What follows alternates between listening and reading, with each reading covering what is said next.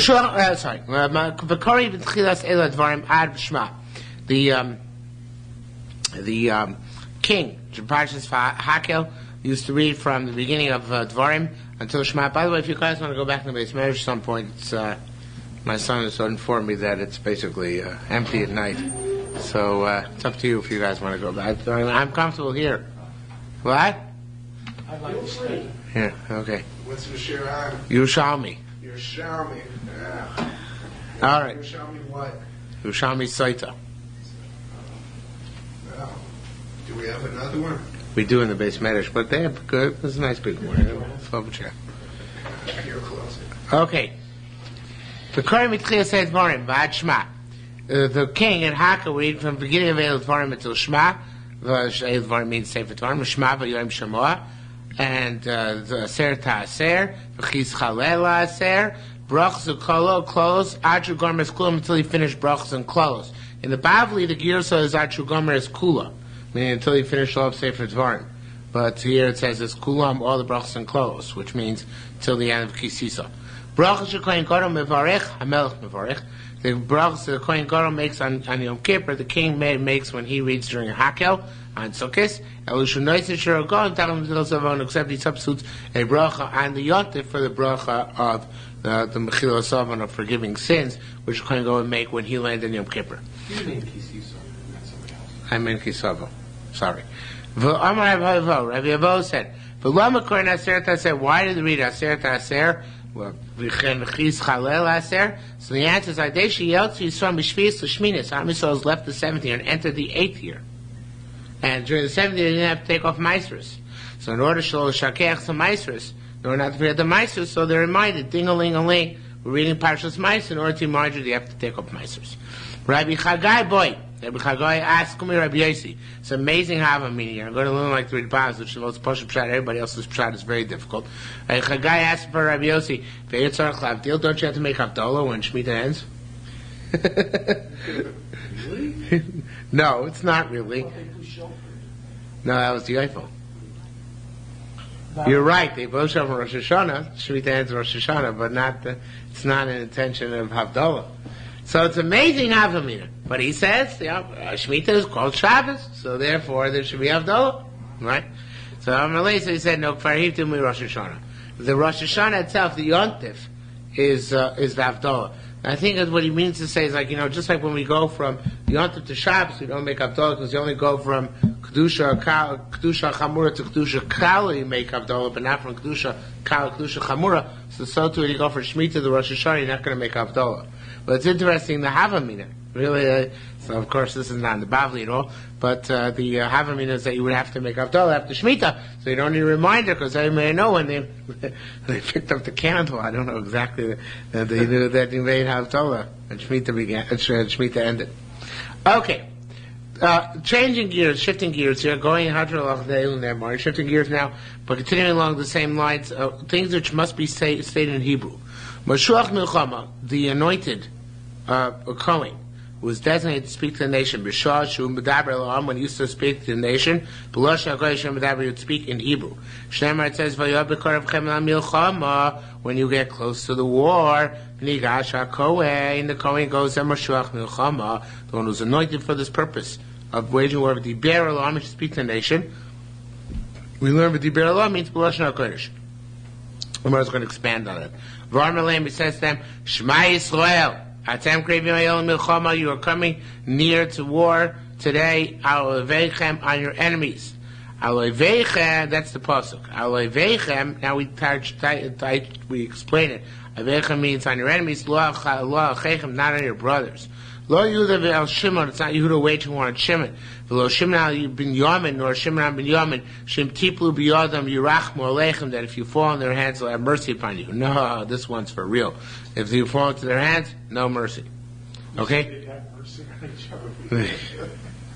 Mashuach milchama lama. Mashuach milchama, why does he have to say dafka in Hebrew? Begin to see v'diber, just because it says v'diber, haret kriyashma.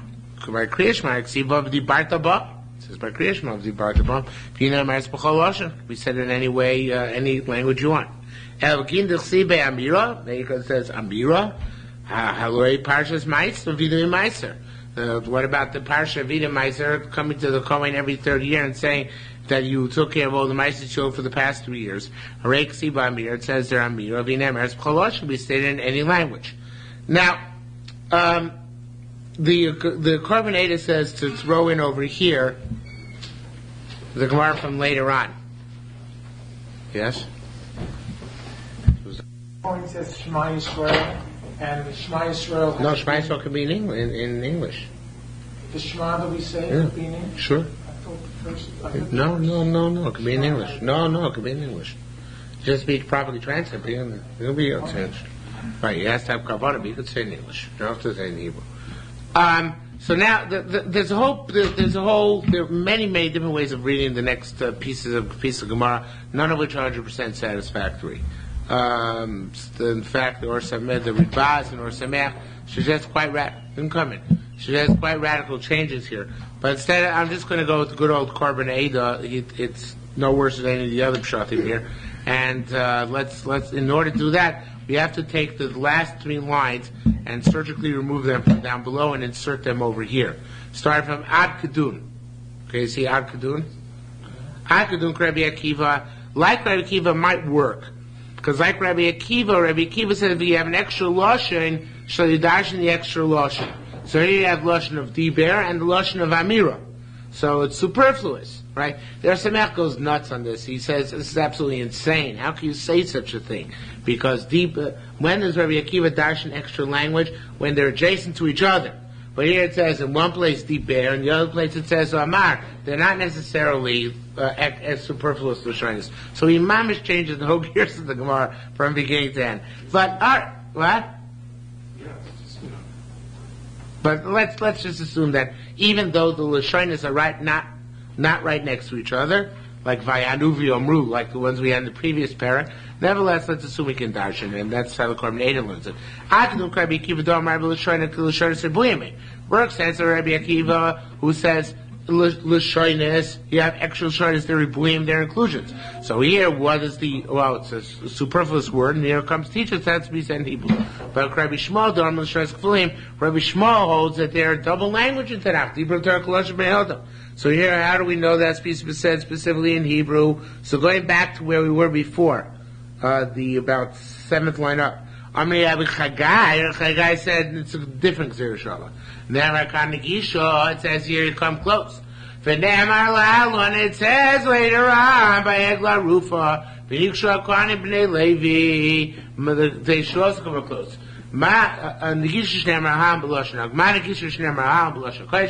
like the Negisha later on is in Hebrew, because Egla Rufa we have not yet seen, it's later in the Masechta, but we will see they must be done in Hebrew. Avkan B'Lashon HaKodesh, so here must be in Hebrew as well.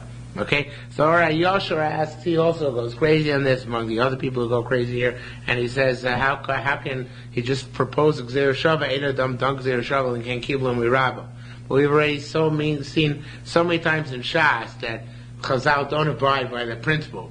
So we also had it back in somewhere in Israel where Lieberman said about the Gzeir Shava that it only has to have a Kabbalah only when you're making a drush, you don't know the halacha, but if already the halacha is known in advance, you don't need a sorah for it. Yeah, I have a vague recollection of that. Okay, so name it. Says more further. Bottom line, Rabbi Chia Barabba said, Yom Nemar Kanagisha.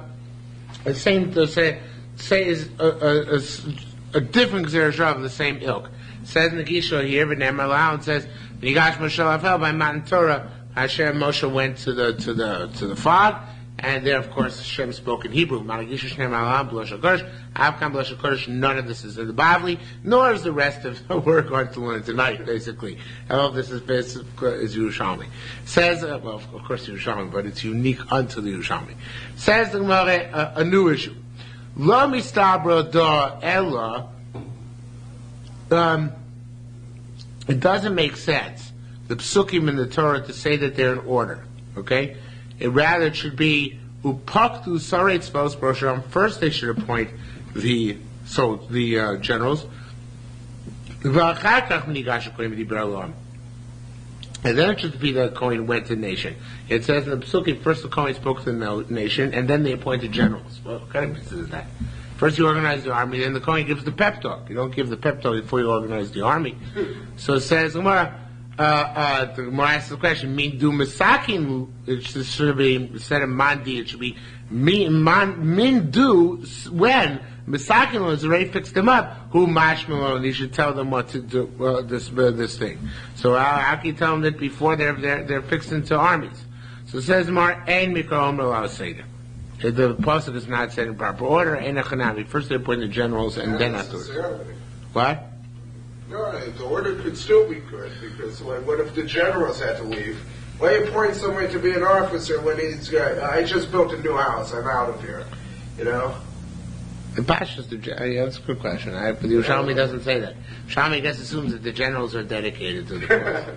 I don't know. Actually, this statement doesn't make any sense. A mikra emor a seder, that usually you say that, not within the same parsha. You don't say it as a cloud, but occasionally you do say it.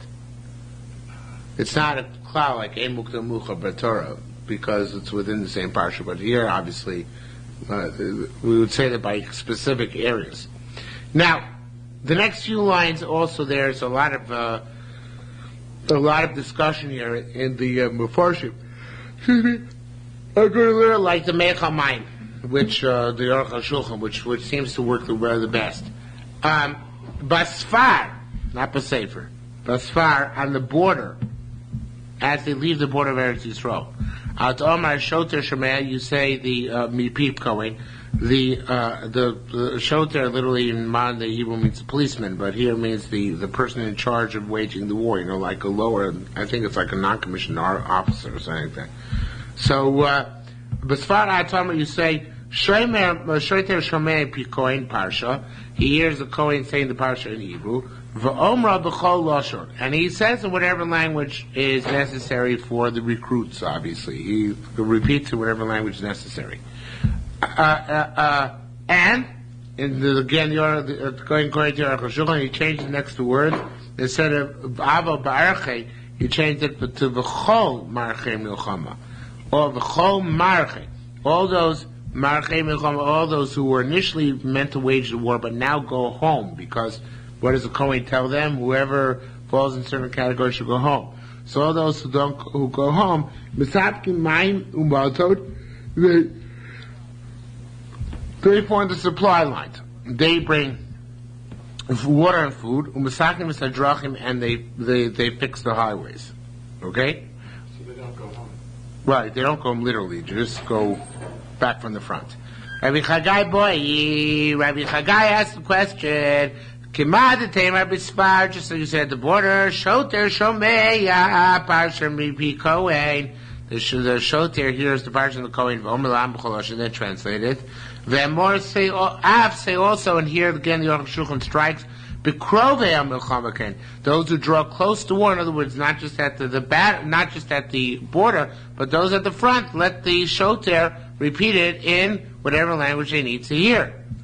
Rabbi Chia Bar Ada refuted this. He responded. He said, "Lo mistar broda." That doesn't make sense. Elo, rather, that's a contraction. The lo to elo, rather by yakichlos hashotrim l'daber holaam. It says that after the shotrim complete speaking to the nation, then the Kohen went to speak to the nation. So it must be. So from the Sukkim itself, we see that the shotrim can translate the first speech because they sandwich themselves between the two speeches of the Kohen Mashuach. But the second speech is already not translated by them. So it's really a pasuk, he's saying, the way we do it. First speech, translation, then second speech with no translation. So it says the Gemara, Amarle. So he said, no, it's no raya. Because we just said, Mikevon dat Amar in Mikra Amar la Seder.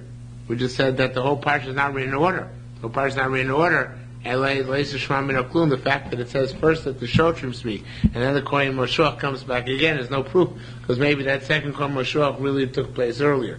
So if it's a Seder Mikra Omal Seder, you have no proof as to order by looking at the Psukim themselves. Okay? Halacha base.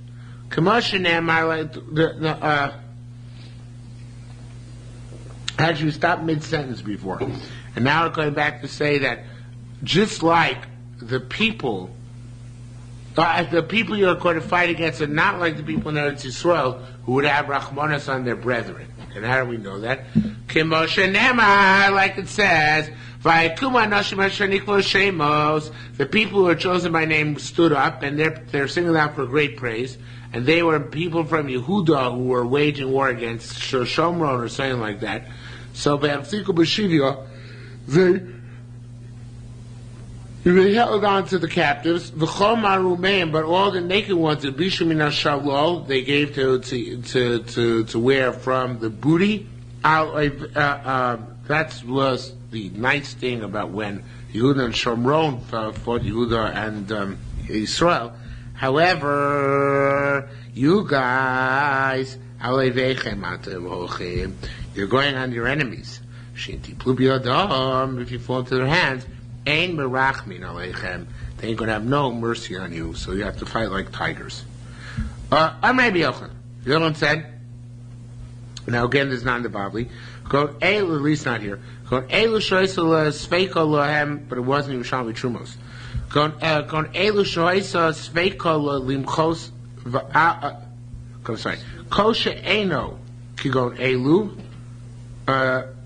Anybody who's not like these, where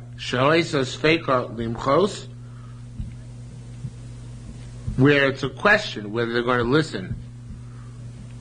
We're sure that people are not going to listen. We're not sure that people are going to listen to what we have to say. You shouldn't make protests. But protests are of limited value. If you have somebody who really wants to do better, so you give him a protest, it might be an incentive. But suppose you have a bunch of lowlifes and you say, you idiots, you're lowlifes. It's not going to do any good, right? So it's not a good idea to critique people who don't desire to change, right? Well, it's the way you do it. I mean, you could critique them, but not in a negative way, but in a positive, try to do it in a positive way. Is that what the Gemara means? Well, the way the Korbanei learns the Gemara, I'm not sure if it fits exactly what it says. That Mutiv Shushogim Vayu Mazinim. If we warn them, they're going to be intentional. So therefore, we'd rather not warn them, right? We don't. What are they trying to do? Encourage them that they should be brave in battle? What's the object here? The Korbanei explains that we're talking about these guys who were chosen to help assist the captives from the north when they came down to the south. Why didn't they tell the soldiers to treat the captives nicely? Why they have to take charge of the captives? We're supposed to take. Of course, we're supposed to treat the captives nicely. They're Jews, right? So as Rabbi Yochanan said, he felt that he were not able. They felt they were not able to make a proper mecha and bring Klal Yisrael to do the right thing. So therefore, they just took charge of the captives themselves. Okay, so.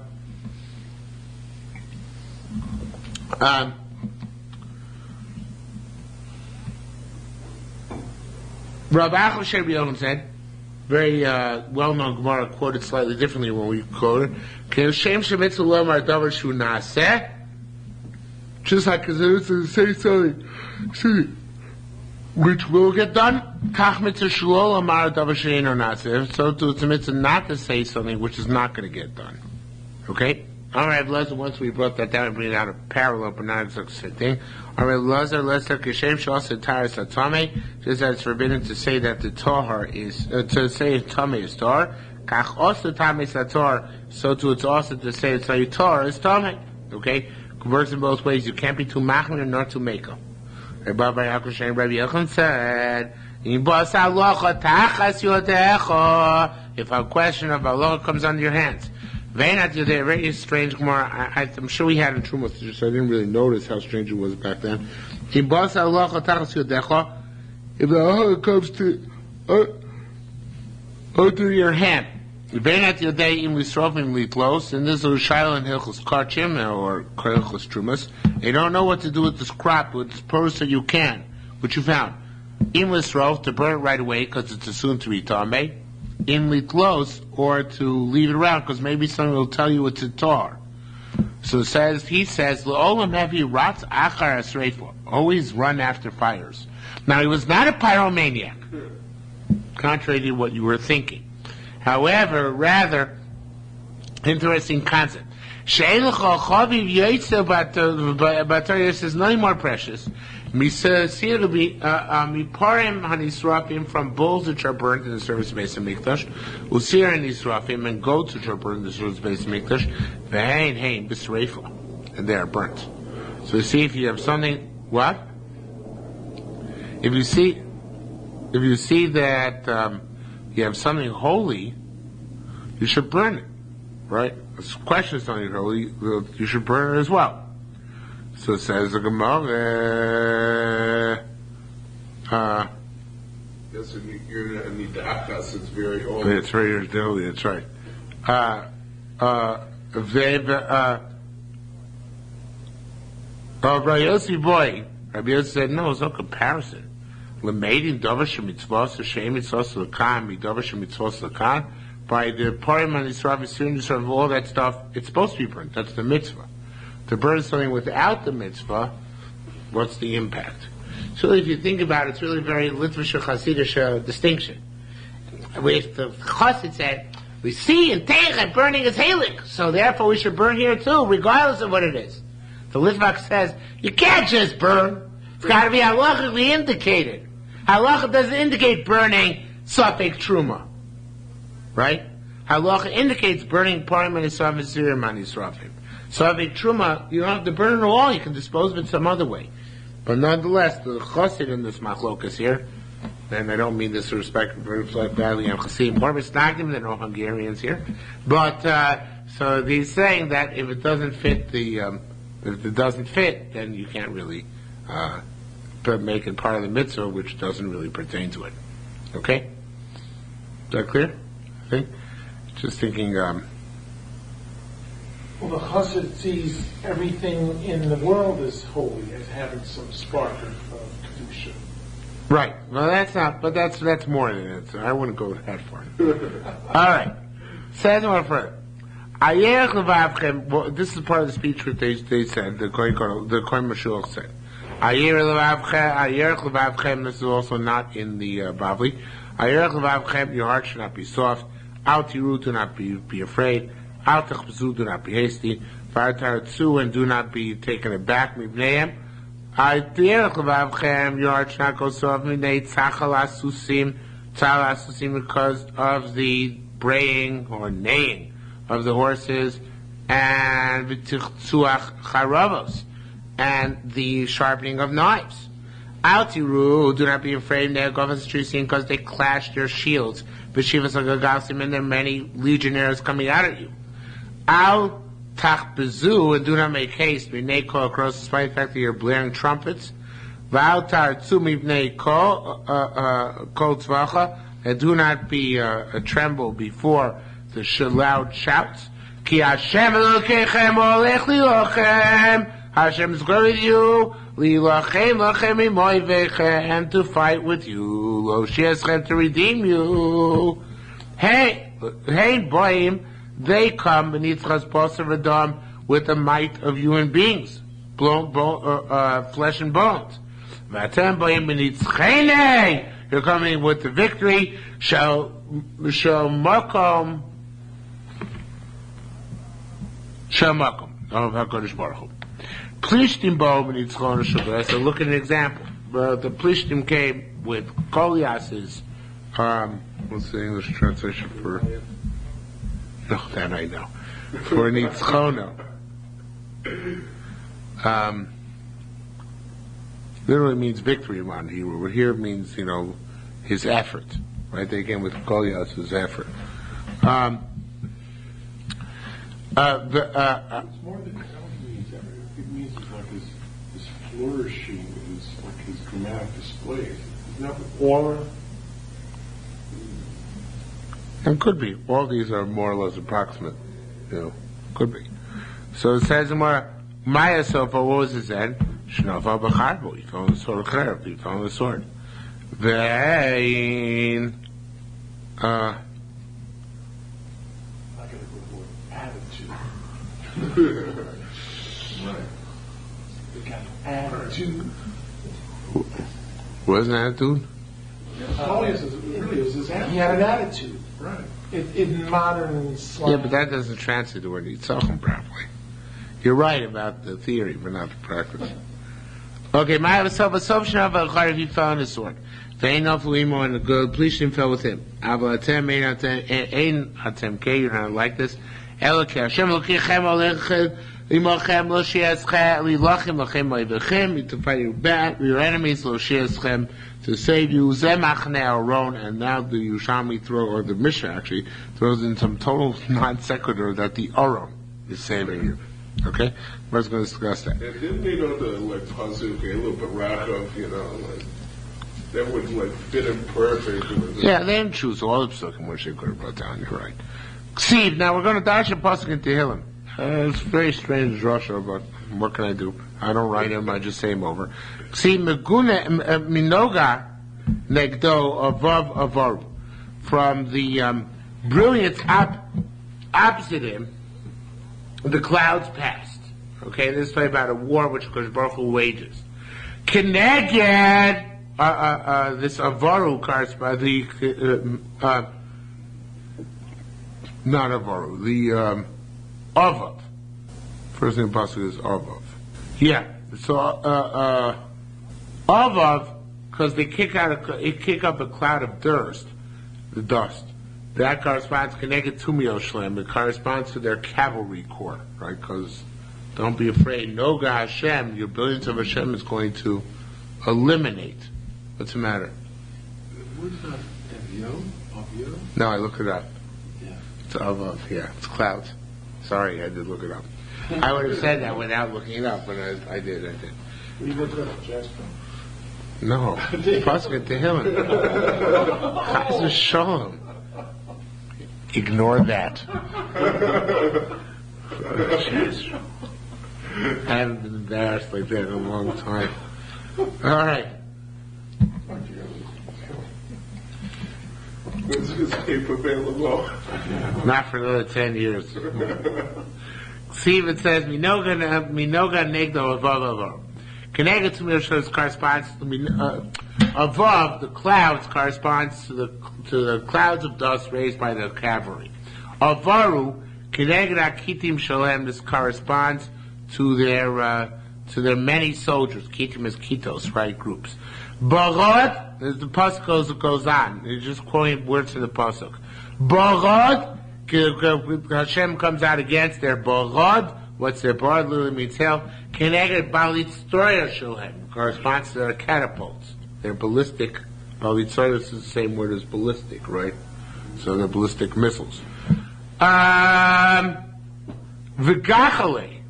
connected tarmantin shalem corresponds to their torment engines. Now I gotta show you this carbon Pnei Moshe. It's amazing. You might remember where we had another Pnei Moshe like this. The Pnei Moshe says in Tarmantin, which is it's hard to find, but it's a little. It's if you look at where we're up to now. Tarmantin.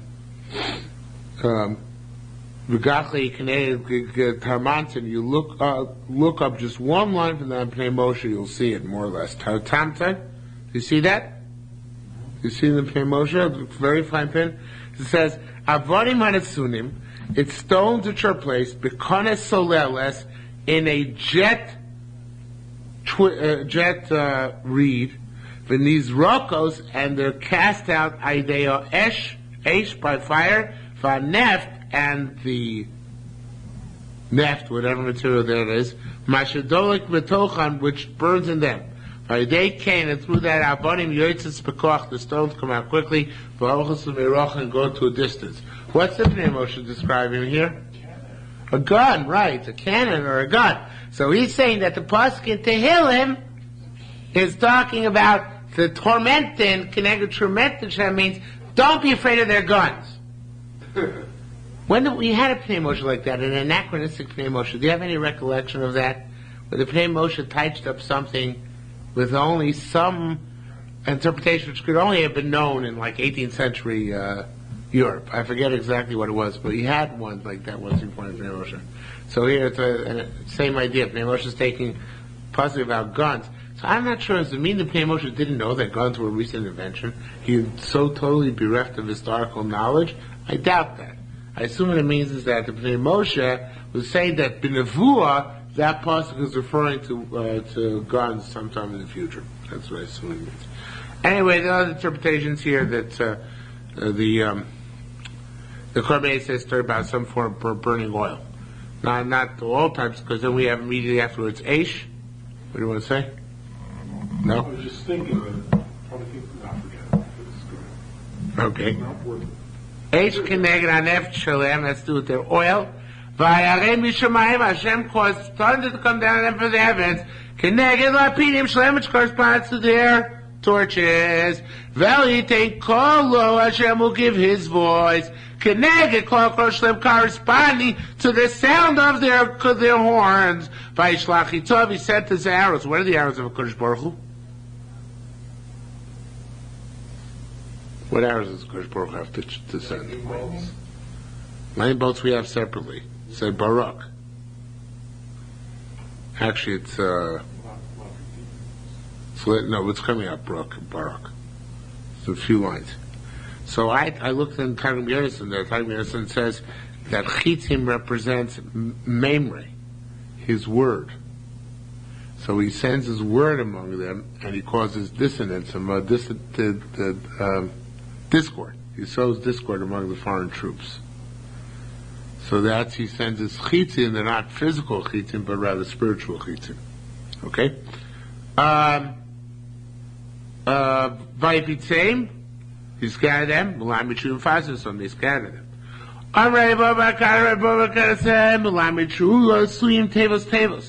It teaches us that when the Romans, wherever it was, came against the Jews, they came in boxes. I think that's called a turtle formation. When the Romans shield themselves with their shields and advance that way. Okay? Can you visualize that? Yep.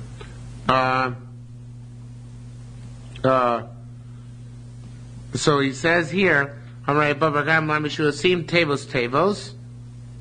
What did I skip? No. Shehusim Tavos says they walked in boxes. And the arrows would scatter them. Okay? Then it says Vabrakim here, but I think actually it should say Ubrakim, which is the quote from the pasuk. Machnisim osam. That's after they scatter. They have to come back together. Why is that? Why do they have to come back together? Back into formation. Really confused them. What? Really confuse them, right? Because first they scatter. The dissonance among them causes them to scatter.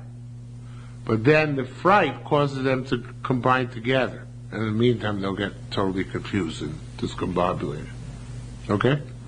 So, now it says here, the next word here is brokim, but I think it's actually it should say rav. Because it says by brokim rav in the pasuk. And if it said rav, it would be very nice. Means that there are many. The rav is like the word cherub. Actually, it's cherub without the ches. So it's telling us that there are many sorts. He astounded them. He astounded them for your fame, and he mixed them together. The hipil sagonam shalem. Sagonam is from the English word signal. That means he took down their banners. So anyway, all this is talking about what's going to happen in wars which we're going to successfully prosecute against our tormentors in the world, in the eventual future. Rebbe Omer, Rebbe says, "Ein haloshon hazeh vayihamim." This language Yamim doesn't have to do with astonishing them or something. And loshon magefa, it means that he played them. But it says, "V'amamu magdalah shamdam," a major plague. Lo shiaschem zemachna. Now then we said that lo shiaschem in our Mishnah. It's all about the Orim, right? The Yerushalmi Sotah says that Hashem Shor Nosmar, it's a name of Hashem which was in the Aron, but the Aron itself did not budge. The time we have Machlokes, there were two coffins on Yisrael the Midbar. One held the Torah, and the other one, and the other one which had the broken luchos. So according to him, there were two Aronos, and the second one would go out to war with them. Zushoy saw HaTorah, this one b'Socho. That one which is only the luchos themselves, not the broken ones. That would never go out to war. There's always no Amoli. Although they seem like that which it says, Aaron Bris Hashem Moshe, the Aron of the covenant, and Moshe, Lo Moshe Mikamach, they did not leave the encampment. And this, however, this guy, who had broken potsherds masquerading here, he went out and came with them.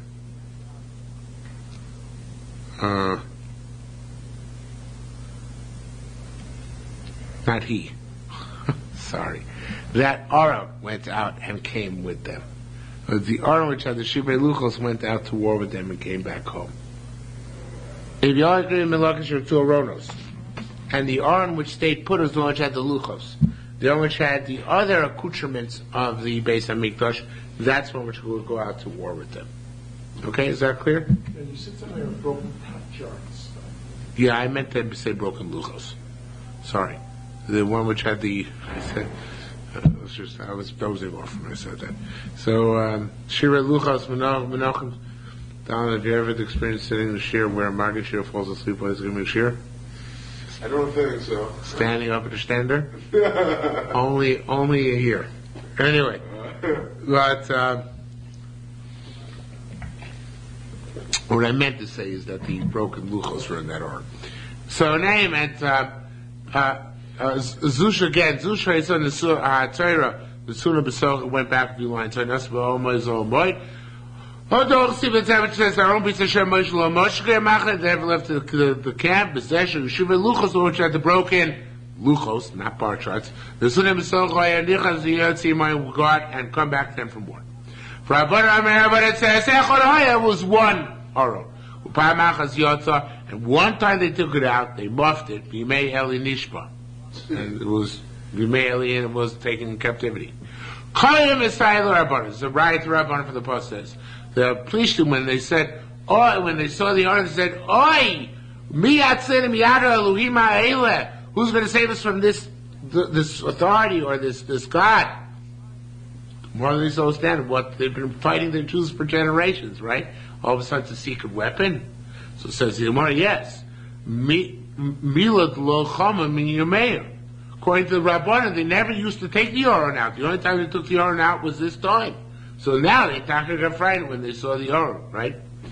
Kohen Messiah Rabbi Lakish was the right for Rabbi Lakish too, because it says when before Shaul waged one of his attacks against the Philistines, it says he said to Achia, "Hagish Aron Elokim, bring the Aron." What do you mean the Aron? Know where the Aron was at that time? Balu Aron b'Kiryat Yorim Haya.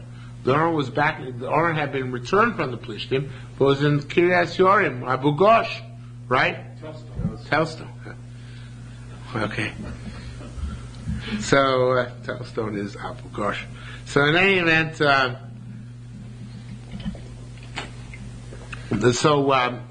it must be that there was a second Aron, which Shaul had in the camp with him, the army camp.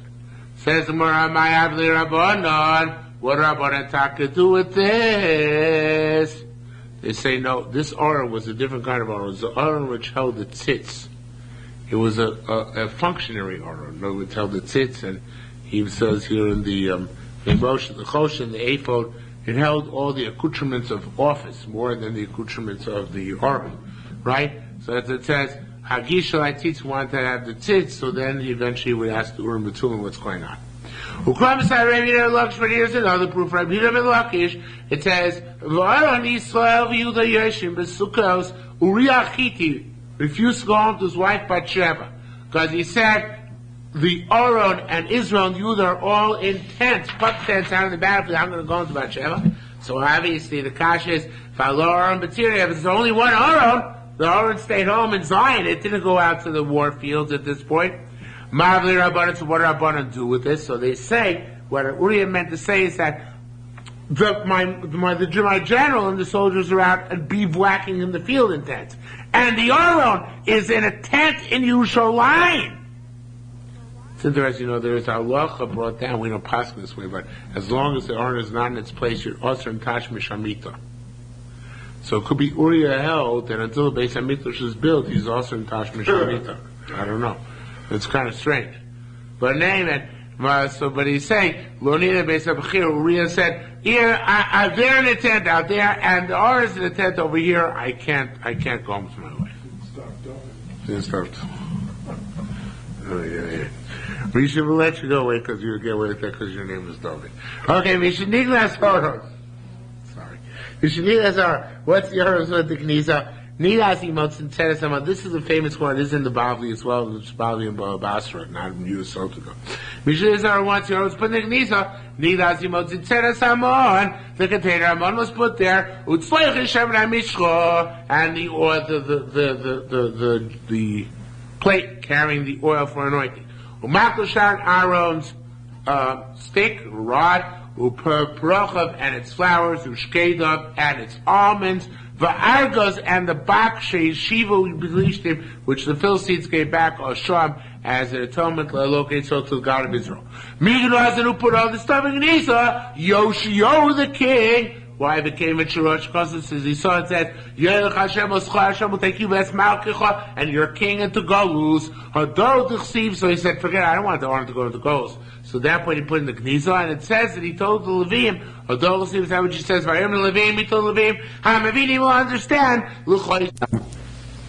of the to make the Shemen HaMishcha is to cook it in this in 12 lug of oil in order to absorb the nice, the fragrant smell. Rabbi Omer, Rashi actually brings this down in the Chumash. No, he used to cook the roots in water. The nice Shemen and put oil on top of them. The Kemisher closed the sarech, and once the oil took in the fragrance, Hayamaviro used to take off the oil, skim it off. Kadesh Patoim Nosim, like perfumers do. He didn't actually cook the roots in the oil, but rather you would cook the roots in water, put the oil on top afterwards, and then skim it off once it's accepted the fragrance. I guess perfumers do that because otherwise perfume would have like coarseness to it if you cook stuff in it. So you won't want to cook stuff in the oil. You put the oil on top. Okay, I don't know if that's true or not true, but here there's another reason also.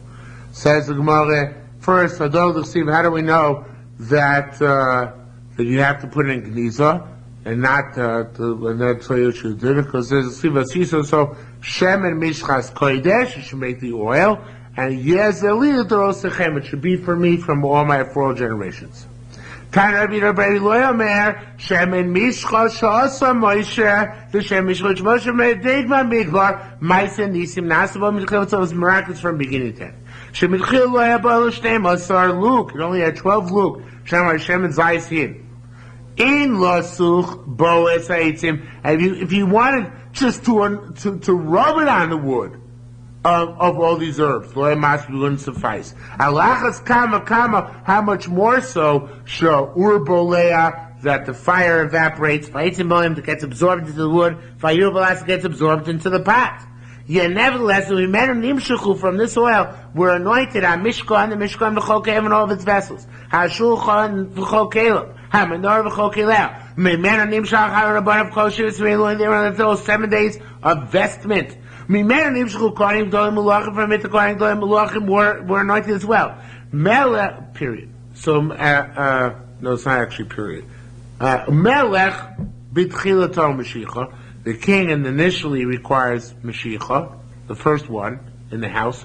Melech ben Melech, the son of the king, Einoto Mashiach, does not have to be anointed. Shemar Kuma Shcheu Ki Huzeh. By Hashem said to Shmuel, anoint David because he's the man. Ki zeh ton Mashiach. He requires a Mashiach. Eben ton Mashiach, not his kids. Ava Kohen Gadol ben Kohen Gadol, Kohen Gadol son of Kohen Gadol. Afila Asar Adoros to tunim Mashiach even for 10 generations and longer, of course. It requires Mashiach each one because it's not a hereditary position.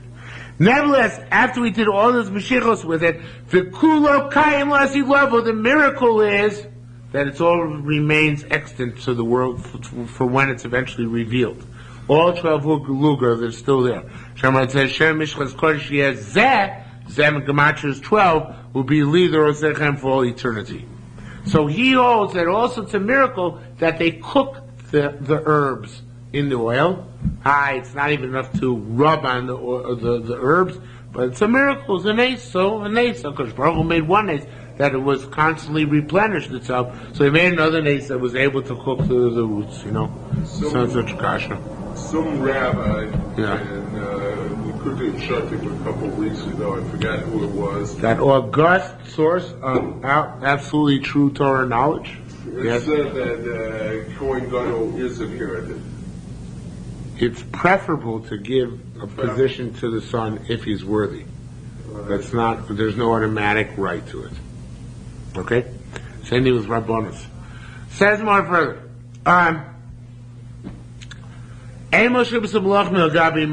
You only anoint kings by a spring. It's a nice thing. How do we see it? Pray to take Shlomo down on a mule, Asher which I have.